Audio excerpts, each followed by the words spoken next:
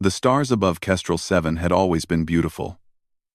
The colonists who lived on that small green world often sat outside at night and watched the sky. They counted the stars. They made wishes. They felt safe under that blanket of distant lights.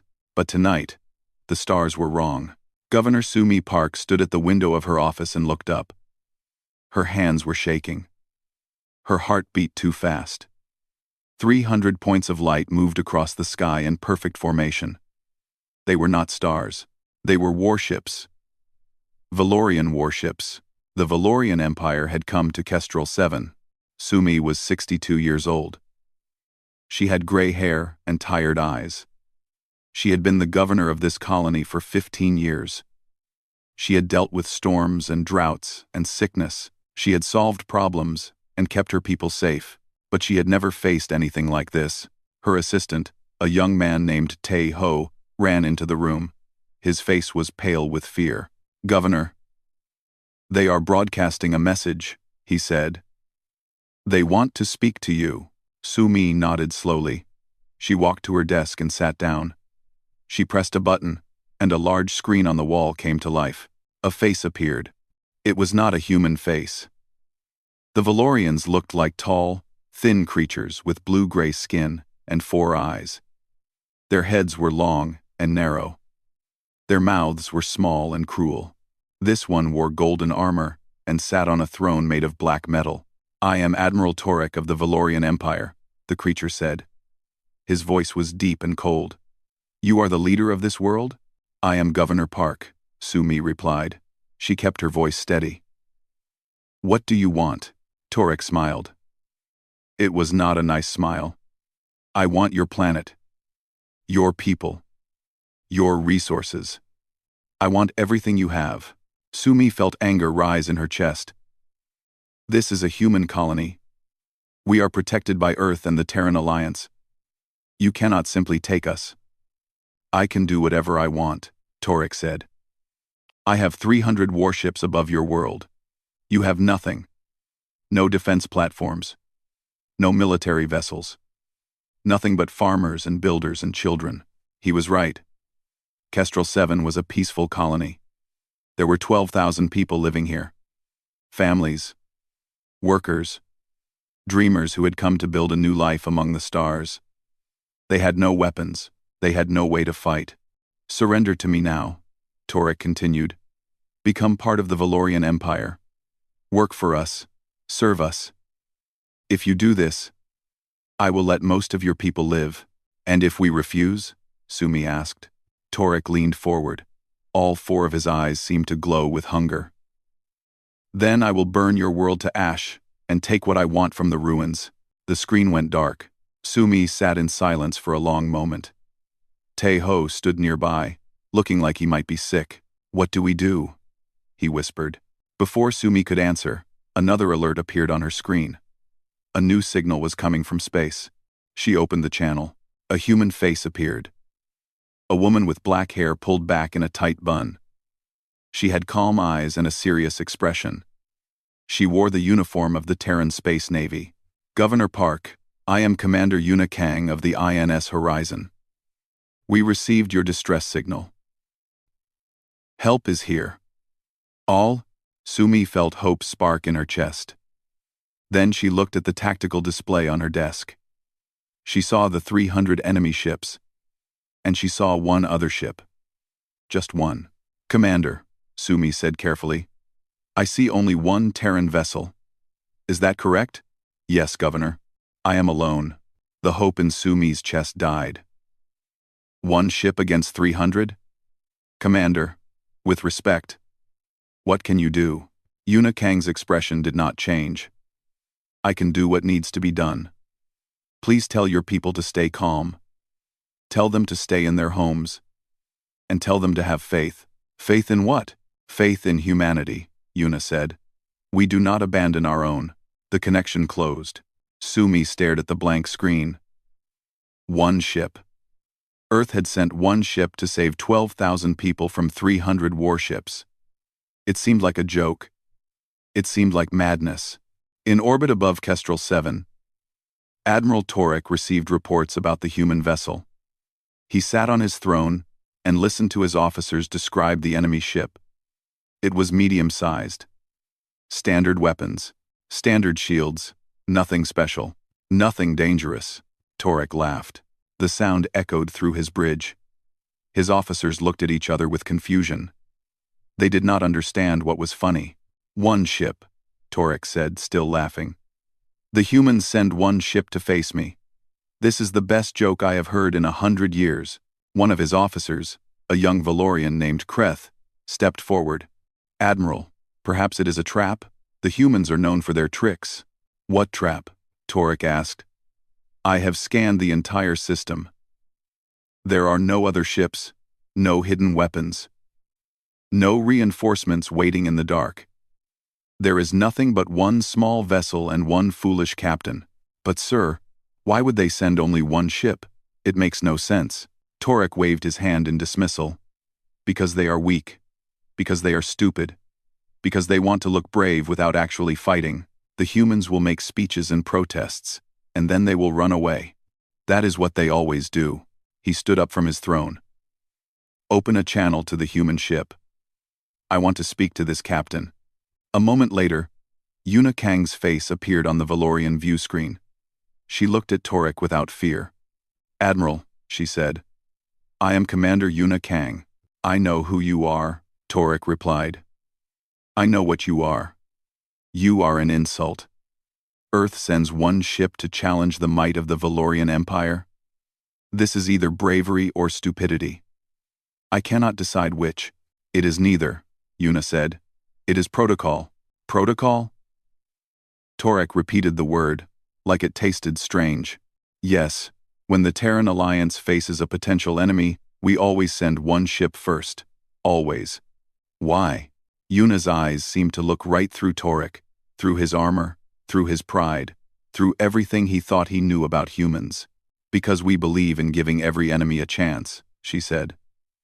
One chance. A single opportunity to turn away. To go home. To choose peace instead of war. Torek stared at her for a long moment. Then he laughed again, louder than before. You are offering me a chance to surrender? One ship offers 300 ships a chance to run away? Yes. You are insane. Perhaps, Yuna said. But I am also serious. Admiral Torek, I ask you to take your fleet and leave this system. Leave these people alone. Go back to your empire and find another path. This is your chance. Your only chance. Torek stopped laughing. His 4 eyes narrowed. And if I refuse? What will you do, little human? What can one ship do against my fleet? Yuna Kang smiled. It was a small smile. A dangerous smile. I hope you never have to find out, she said. The transmission ended. Torek sat back on his throne. His mood had changed. He was no longer amused. The human captain's confidence bothered him. It made no sense. She had nothing. She was nothing. Yet she spoke to him like she held all the power in the universe. It was annoying. Prepare the fleet, Torek ordered. We attack at dawn. Below, on Kestrel 7, the colonists looked up at the sky. They could see the lights of the enemy fleet, and somewhere among those lights, they knew one human ship waited alone. Governor Park stood among her people. Tae-ho was beside her. Families held each other. Children asked questions that their parents could not answer. Will we be okay? A little girl asked Su-mi. Su-mi looked up at the stars. She thought about Commander Kang. She thought about the look in the captain's eyes. The quiet confidence. The strange certainty. Yes, Su-mi said. I believe we will be okay. She did not know why she believed it, but somehow, she did. The night on Kestrel 7 passed slowly. No one slept. How could they? 300 enemy ships hung above their world like a death sentence waiting to fall, and only one ship stood between them and destruction. On the INS horizon, Commander Yuna Kang sat in her captain's chair and watched the tactical display. The Valorian fleet had not moved since her conversation with Admiral Torek. They were waiting for dawn, waiting to attack, waiting to destroy everything these colonists had built. Yuna was 45 years old. She had served in the Terran Space Navy for 23 years. She had seen battle. She had lost friends. She had learned many hard lessons about war and peace and everything in between, but she had never been in a situation quite like this one.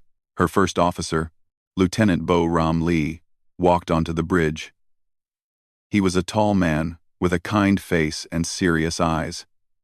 He handed Yuna a cup of tea. "You should rest, Commander," he said. "Tomorrow will be a long day." "I cannot rest," Yuna replied. She took the tea but did not drink it.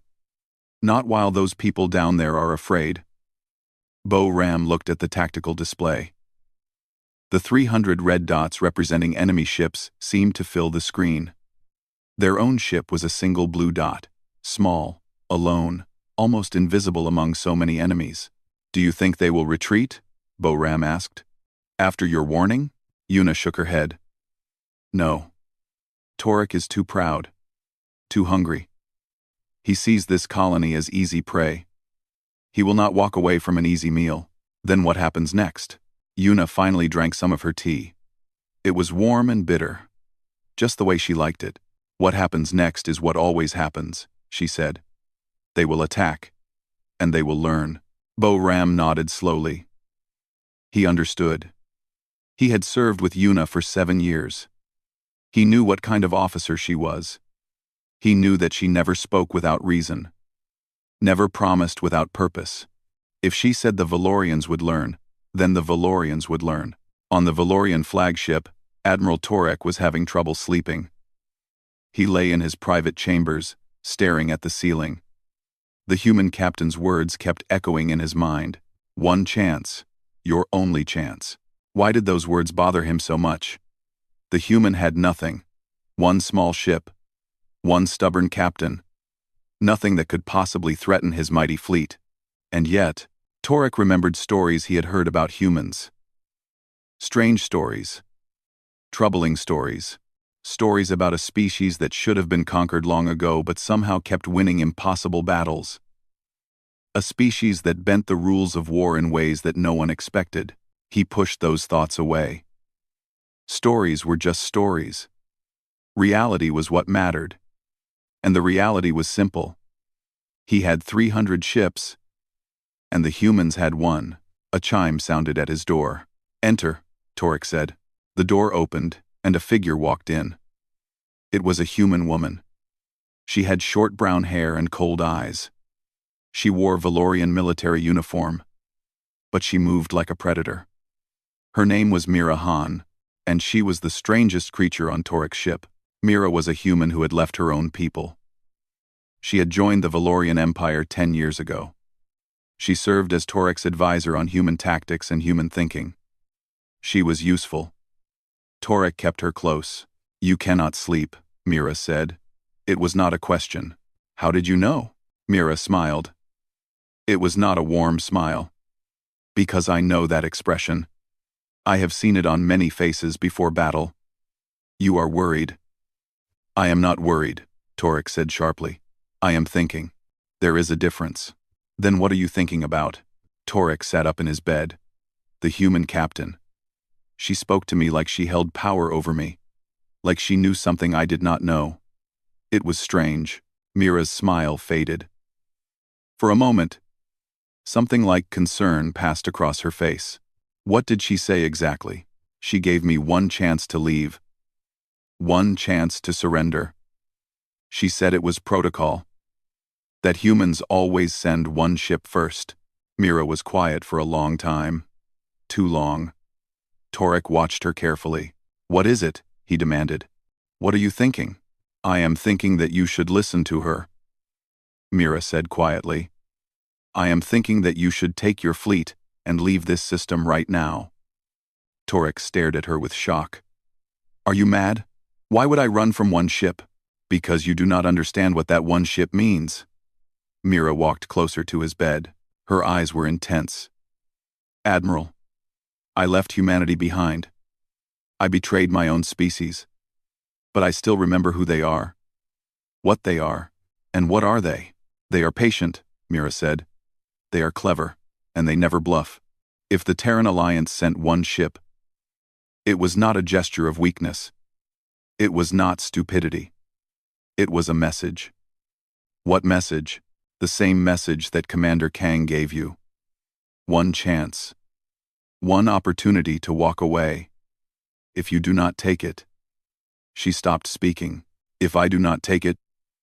What? Torek demanded. Mira looked at him with something close to pity. Then you will discover why the galaxy fears humanity. And by then, it will be too late. Torek felt anger rise in his chest. He stood up and towered over the human woman. I do not fear anything, he growled.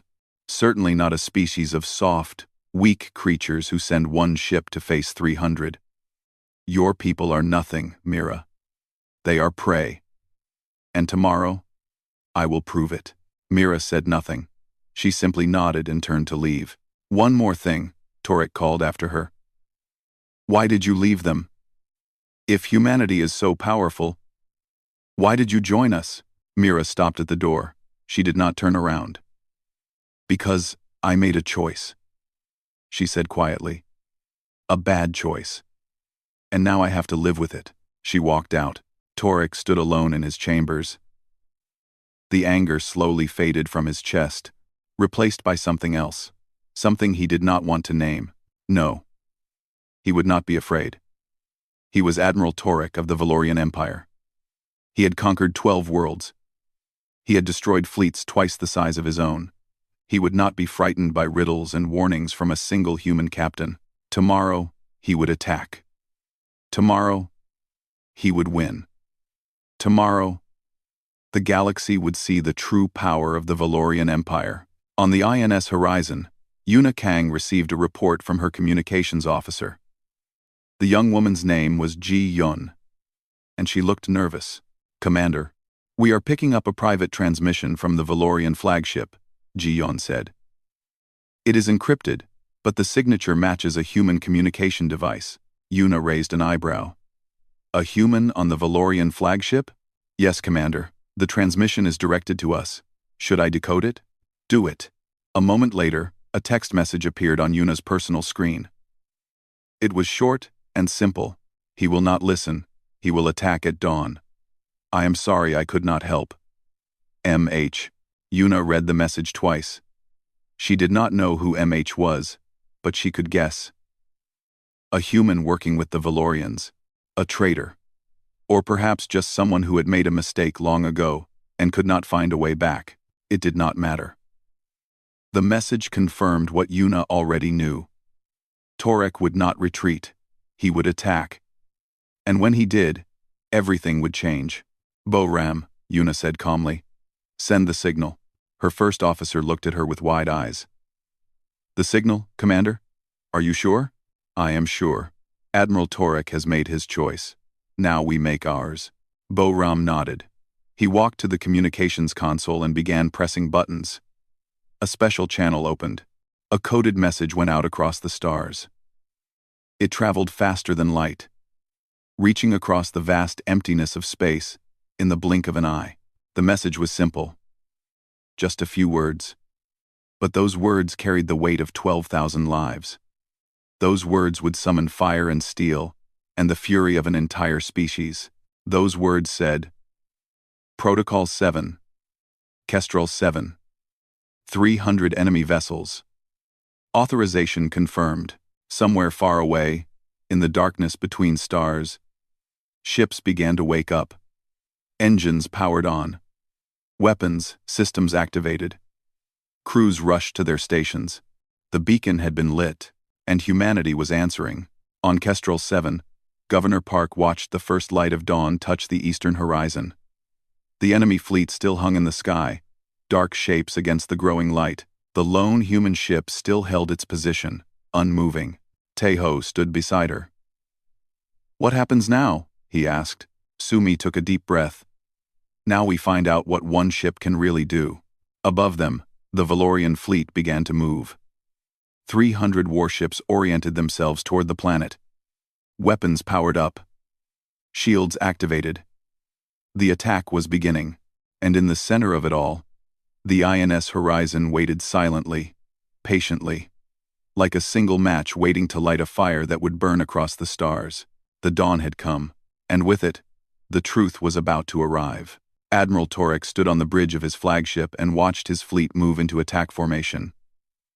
300 warships spread across the sky like a blanket of death. Each one was armed with enough firepower to burn a city to ash. Together, they could destroy worlds. The single human ship remained where it was. It had not moved. It had not tried to run.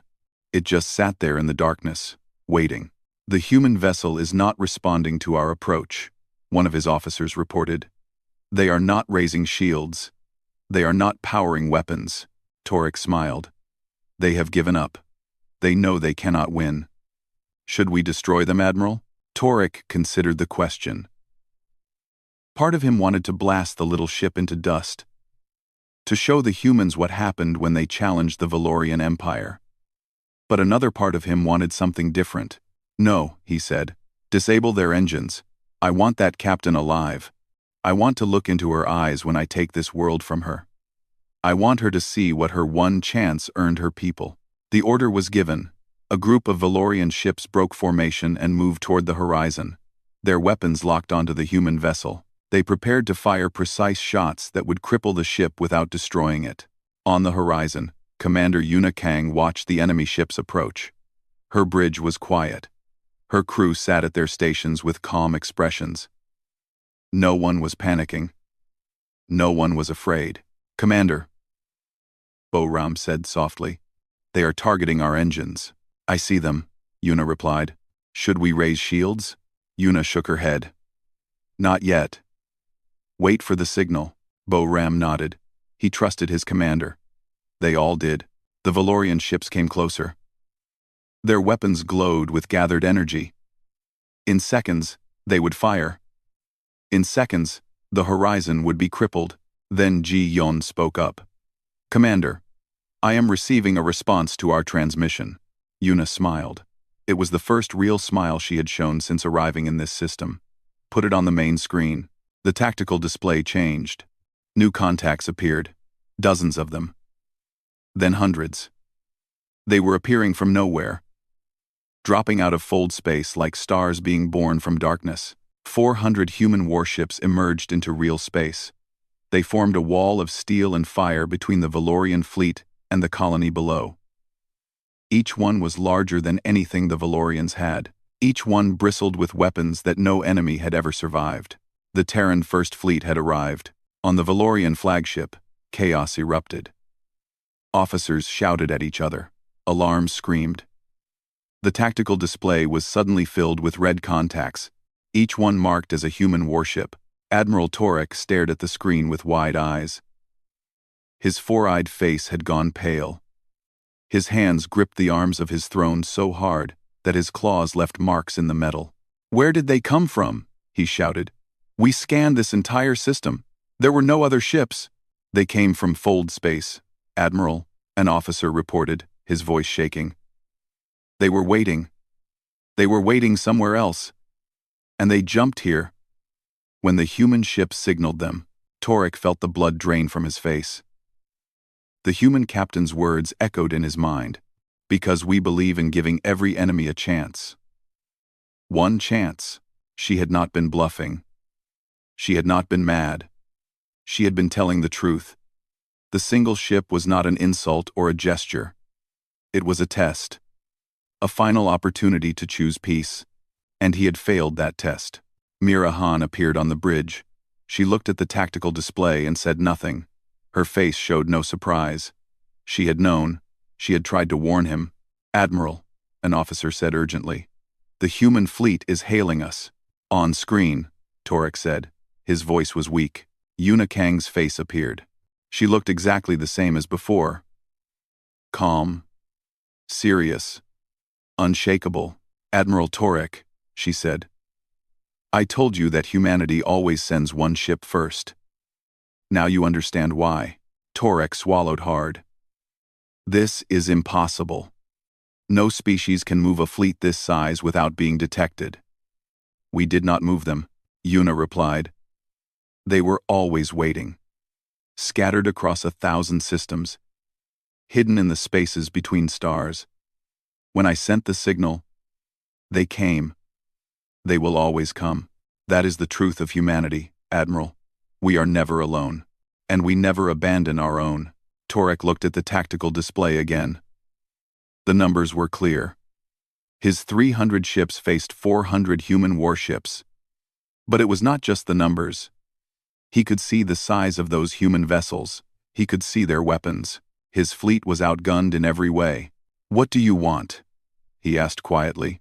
"The same thing I wanted before," Yuna said. "Leave this system. Go back to your empire. Let these people live in peace. Your chance has passed.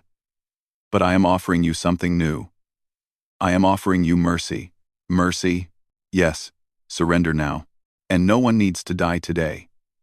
Your crews can go home to their families. Your empire can survive to fight another day. Against another enemy. All you have to do is choose." Torek felt something he had not felt in decades. Shame.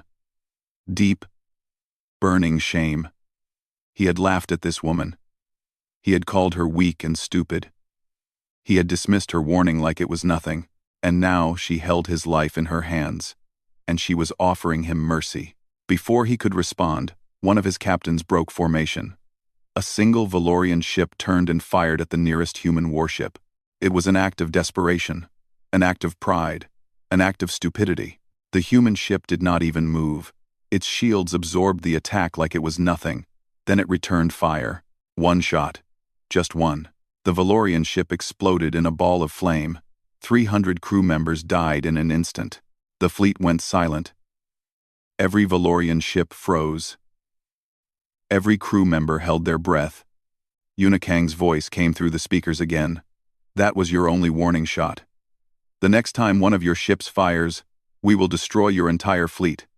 Choose now, Admiral. Life or death. There is no third option."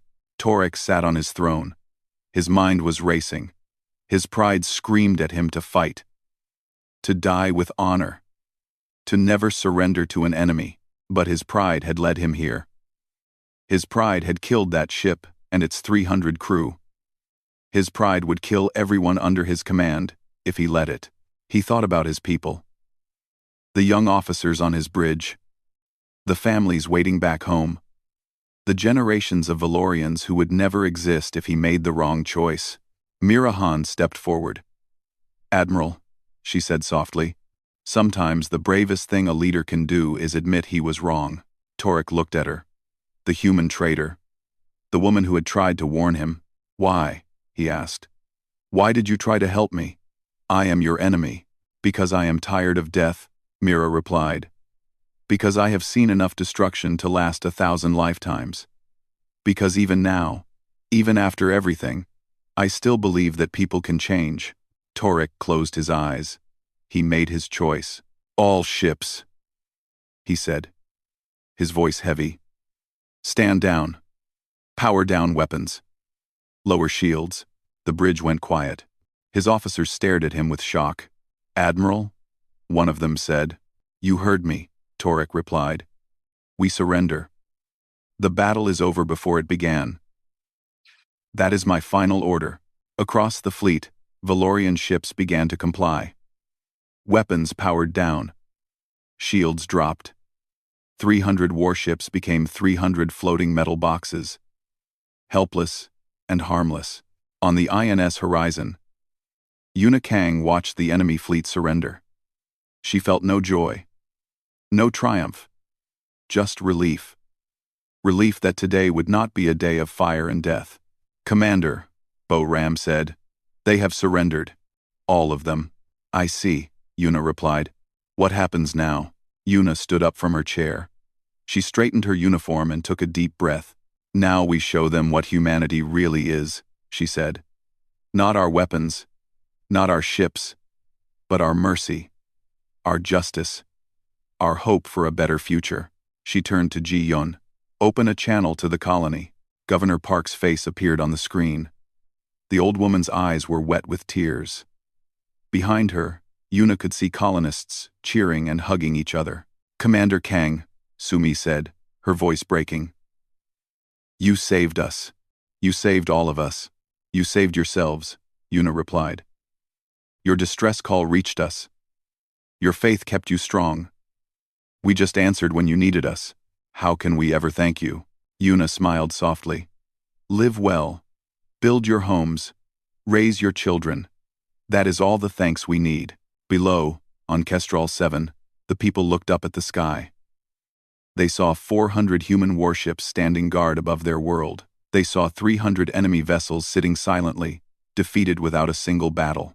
And they understood something that the rest of the galaxy was just beginning to learn. Humanity was never alone. And humanity always kept its promises. The surrender should have been the end. Admiral Torek had given the order. His fleet had lowered their shields and powered down their weapons. The crisis should have passed quietly into history. But pride is a stubborn thing. And some wounds take longer to heal than others. Torek sat on his throne and watched his bridge crew carry out his orders. Their movements were slow and heavy, like they were walking through deep water. No one spoke. No one looked at each other. The shame was too thick, too painful. Then his communications officer spoke up. Admiral, we are receiving a message from the Crimson Fang. Torek recognized the name. The Crimson Fang was commanded by Captain Vorith, a young and ambitious officer. Vorith came from a powerful family. He had never known defeat. He had never tasted humiliation. Put him through, Torek said. Vorith's face appeared on the screen. His 4 eyes burned with fury. His teeth were bared like an animal ready to attack. You disgrace us, Vorith spat. You surrender to these soft creatures without firing a shot? You shame the entire Valorian Empire. I save the Valorian Empire. Torek replied calmly. We cannot win this fight. Look at the numbers. Look at their weapons. If we attack, we die. All of us. Then we die with honor. There is no honor in throwing away lives for nothing. Torek leaned forward. Stand down, Vorith. That is an order. I do not take orders from cowards. The connection cut off. Torek felt cold fear spread through his chest. Track the Crimson Fang. Show me what Vorith is doing. The tactical display zoomed in on Vorith's ship. It was moving. Breaking formation. Powering up weapons. And it was not alone. 20 other ships were following, their captains apparently sharing Vorith's rage. 21 ships against 400. It was madness. It was suicide. But Vorith was too proud to care. On the INS horizon, Yuna Kang saw the rogue ships begin their attack run. She had expected something like this. There was always someone who could not accept surrender. Always someone who preferred death to defeat. Lieutenant Day Jin, she said into her communicator. You are clear to launch. A calm voice responded. Understood, Commander. Falcon Wing, on me. From the belly of the human fleet, fighters poured out like a swarm of angry bees. Small, fast, deadly. They moved in perfect formation. Each pilot trained for exactly this situation. At their head flew Lieutenant Day Jin, the best pilot in the Terran Navy. Day Jin was 32 years old. He had been flying since he was 16. He had fought in 3 wars and countless skirmishes. He had never lost a wingman. He had never failed a mission. Today would be no different. All wings, spread formation, Day Jin ordered. We need to disable those ships, not destroy them. Target engines and weapons only. Understood? Understood, sir, his pilots replied in unison. The fighters streaked toward the rogue Valorian ships. The enemy vessels opened fire, filling space with bright beams of energy. But the human pilots were too fast, too skilled. They danced through the enemy fire like leaves in a storm. Never staying in one place long enough to be hit, Day Jin led the charge. His fighter was called the Silver Arrow, a name his daughter had chosen. He thought of her now as he flew into battle. Her smile, her laugh, her tiny hand holding his when he came home from his last mission. He was not fighting for glory or honor. He was fighting so that 12,000 people on the planet below could see their children again. First target locked, he said, firing. His shots hit the engine section of the lead rogue ship. The vessel shuddered and went dark. drifting helplessly in space. No explosion. No death. Just a clean, precise strike. His wingmen followed his example. Ship after ship was disabled, their engines destroyed, their weapons silenced. The rogue Valorians tried to fight back, but they were outmatched in every way. Captain Vorith watched from his bridge as his rebellion crumbled around him. 16 of his 20 allies had already been disabled. The humans had not killed a single crew member. They were being merciful even now. Even as they defeated him, it made him furious. Full power to forward weapons, Vorith ordered. Target the colony itself. If we are going to die, we will take those humans with us. His crew hesitated. Targeting civilians was against every code of war. It was murder. It was evil. Do it, Vorith screamed. That is an order. His weapons officer reached for the controls with shaking hands. But before he could fire, the silver arrow appeared directly in front of the Crimson Fang. Jin had flown straight at the enemy bridge, coming so close that Vorith could see his face through the cockpit window. Jin fired. The shot was perfect. It hit the exact spot where the weapon systems connected to the main power grid. The Crimson Fang went dark. Every system failed. Emergency lights flickered on as the ship became a floating tomb. On the bridge, Vorith screamed with rage. He slammed his fists against his throne. He cursed the humans, his admiral, the universe itself. But it changed nothing. He was defeated. Jin flew past the disabled ship and took a deep breath. His hands were steady on the controls. His heart beat slowly in his chest. Another mission complete. Another crisis resolved. Commander Kang, he reported. All rogue vessels have been disabled. No human casualties. No Valorian deaths. Yuna's voice came through his communicator. Excellent work, Lieutenant. Return to the fleet. Yes, Commander. As Jin flew back to his carrier, he looked down at the planet below. Kestrel 7 glowed like a green jewel against the darkness of space. 12,000 people lived on that world. Families. Children.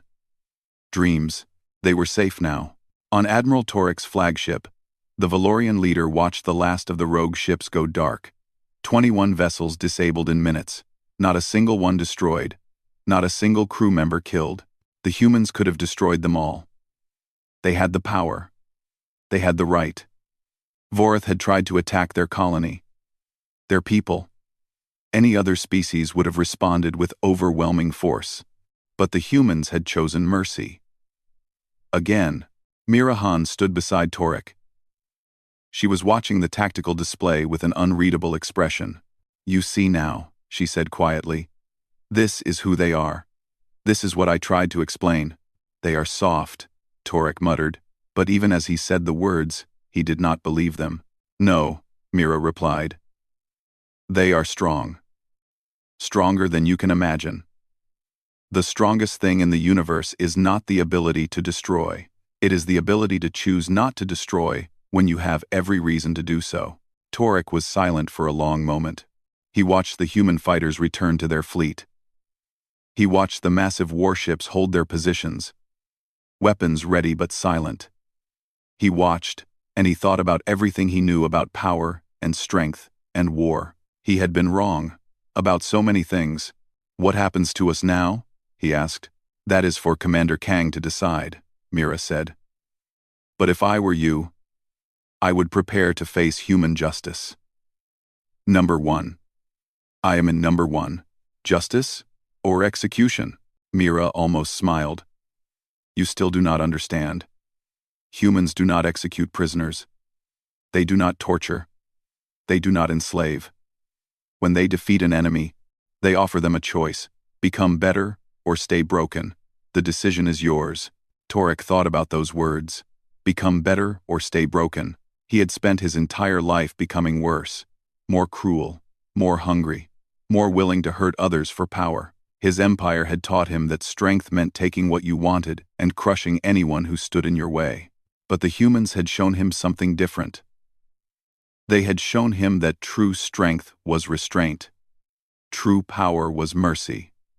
True victory was saving lives instead of taking them. It was a lesson he would never forget. On Kestrel 7, Governor Park watched the battle end from her office window. She saw the rogue ships disabled one by one. She saw the human fighters return safely to their carriers. She saw the massive fleet standing guard above her world like a wall of steel angels. Tejo was beside her, as always. His young face was wet with tears. "They saved us," he whispered. "They really saved us." "Yes," Sumi replied. "They did. Why? We are just a small colony. We have nothing to offer. Why would they send 400 warships for us?" Sumi thought about that question. She thought about Commander Kang's words. She thought about the way the human fleet had appeared from nowhere, answering a call for help from strangers they had never met. "Because that is who they are," she finally said. "Because to humans, no one is too small to save. No one is too far away to matter. We are all part of the same family. And family protects each other." Tejo nodded slowly. He looked up at the sky with new eyes. Not with fear anymore. With hope. The crisis was over. The battle was won. And now came the hardest part of all. Deciding what came next. But whatever happened, one thing was certain. The people of Kestrel 7 would never forget this day. They would never forget the sight of one ship standing alone against 300. They would never forget the moment when 400 warships appeared from the darkness. And they would never forget the lesson that humanity had taught the galaxy. Mercy is not weakness. Mercy is power. 3 days passed after the battle that never really was. 3 days of negotiations, agreements, and difficult conversations. 3 days that would change the shape of the galaxy forever. Admiral Torek stood in the prisoner hold of the Terran flagship, the INS Constellation. His golden armor had been taken away. His weapons were gone. His pride lay in pieces at his feet like broken glass, but he was alive. His crew was alive. Every single Valorian who had come to conquer Kestrel 7 was still breathing because the humans had chosen to let them breathe. The door opened, and Commander Yuna Kang walked in. She looked different up close. Shorter than Torek had expected. Older, too. There were lines around her eyes, and gray hairs at her temples. She looked like someone's mother or grandmother. She looked tired, but her eyes were the same as they had been on the view screen. Calm. Steady. Full of quiet strength. "Admiral Torek," she said, "please sit." There was a table in the center of the room with 2 chairs. Torek sat on one side. Yuna sat on the other. Between them lay the weight of everything that had happened and everything that was about to happen. "You wanted to speak with me," Torek said. "Here I am. Say what you have to say." Yuna nodded. "I want to explain something. I want you to understand why things happened the way they did. You already explained. Humanity sends one ship first, a chance for the enemy to retreat. Protocol. That is part of it," Yuna agreed. "But not all of it." She reached into her pocket and pulled out a small object. It was a photograph, worn at the edges from years of handling. She placed it on the table so Torek could see. The photograph showed a young girl, maybe 8 or 9 years old. She had black hair and bright eyes and a smile that could light up a room. "Her name was Unbi," Yuna said. "She was my daughter." Torek looked at the photograph, then at Yuna. He said nothing. 20 years ago, a Valorian raiding party attacked the colony where we lived. They came for resources, for slaves, for anything they could take. My daughter was playing in the garden when they landed. Yuna's voice remained steady, but Torek could see the pain in her eyes. Old pain, deep pain, the kind that never really heals. She was killed in the first attack. She was 8 years old. She had done nothing wrong. She had hurt no one. She was just a child who wanted to pick flowers. Torek felt something he had not expected. Shame. Guilt. Sorrow for a girl he had never known. Killed by his own people for no reason at all. "I am sorry," he said. The words felt strange in his mouth. He was not sure he had ever said them before.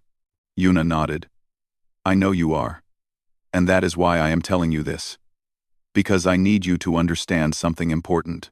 She picked up the photograph and looked at it for a long moment. Then, she looked back at Torek. When I heard about Kestrel 7, my first thought was revenge. Here was my chance to destroy a Valorian fleet. To kill hundreds of your people the way your people killed my daughter. To make you feel the pain I have carried for 20 years. Torek waited. His heart beat heavily in his chest. But that is not who I am, Yuna continued. That is not who humanity is. We do not kill for revenge. We do not destroy because we can. We fight only when we must. And we show mercy whenever we can. She put the photograph back in her pocket. I gave you a chance to leave because that is what Yunbi would have wanted. She was a kind girl. She loved animals. She cried when flowers died. She would not want her death to be an excuse for more death. So you let us live because of a dead child's wishes? I let you live because it was the right thing to do, Yuna said simply. Because every person on your ships has someone who loves them. Because every life matters. Even the lives of our enemies. Because mercy is not weakness. Mercy is strength. Torek sat in silence. He thought about his own family. His mate. Waiting back home. His children. Growing up without him.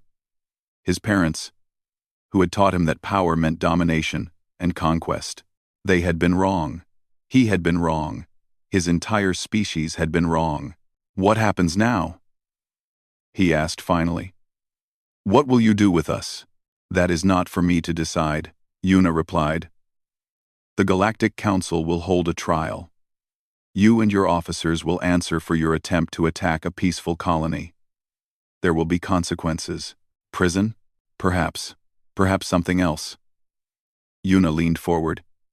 Admiral, I am going to tell you something that no one else in the galaxy knows yet. In 1 hour, the Terran Alliance is going to make an announcement. We are going to broadcast a message to every species, every world, every corner of known space. What message? Yuna smiled slightly. It was a sad smile, full of hope and sorrow mixed together. We are going to tell them about today. About what happened here. About the one ship and the 400 ships, and the choice you made to surrender. We are going to tell them about Captain Vorith and his rebellion, and how our pilots disabled his fleet without killing a single person. Why? Because the galaxy needs to understand, Yuna said. They need to see that there is another way. That war does not have to end in blood and fire. That enemies can become something else. Something better. She stood up and walked to the door. Before she left, she turned back one more time. Admiral Torek, you have 2 paths in front of you. You can spend the rest of your life bitter and broken, hating humans for defeating you. Or you can learn from today. You can go home and teach your people that strength is not about conquest. You can build a Valorian empire based on cooperation instead of domination. The choice is yours. Why do you care what I do? Torek asked. I am your enemy. Yuna looked at him with those calm, steady eyes. Because enemies are just friends who have not found the right reason to trust each other yet. And because somewhere, on some world, there is a Valorian child who deserves a better future than the one your empire has been building. She opened the door. Think about it, Admiral. You have time. Then she was gone. 1 hour later, the Terran Alliance broadcast reached every corner of known space. Trillions of beings watched as Commander Yuna Kang told the story of Kestrel 7. They saw footage of the one ship facing 300. They saw the moment when 400 warships appeared from nowhere. They saw the Valorian fleet surrender without a single battle. And they heard Yuna's message, her words about mercy and strength, her belief that the galaxy could be better if everyone chose to make it better. On 100 worlds, leaders began to think differently. On 1,000 ships, soldiers began to question what they had been taught. On 1,000,000 streets, ordinary people began to hope that maybe, just maybe, the future did not have to be written in blood. On Kestrel 7, the colonists gathered in the central square to watch the broadcast. Governor Park stood at the front, with Teho beside her. Around them, 12,000 people watched the sky and listened to the voice of the woman who had saved them. When the broadcast ended, there was silence. Then, slowly, people began to applaud. The sound grew and grew until it filled the square, until it echoed off the buildings and rose up toward the stars. They were clapping for Una, for the Terran fleet, for the idea that one ship, sent in hope, could change the course of history. In orbit above the planet, Lieutenant Day Jin sat in his fighter and listened to the applause through his communicator. He thought about his daughter. He thought about the future she would grow up in. He smiled. On the Terran flagship, Yuna Kang stood alone in her quarters and looked at the photograph of Eun-bi. She had carried it with her for 20 years. Through battles and peace treaties. Through darkness and light. Through everything. "I hope I made you proud," she whispered to the photograph. "I hope I made you proud."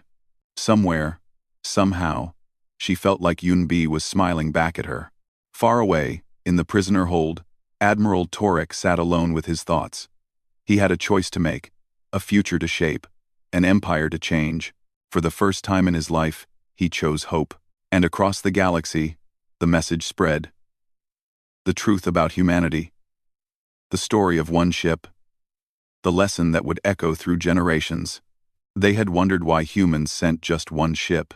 Now they knew. The one ship was not a threat. It was not a bluff.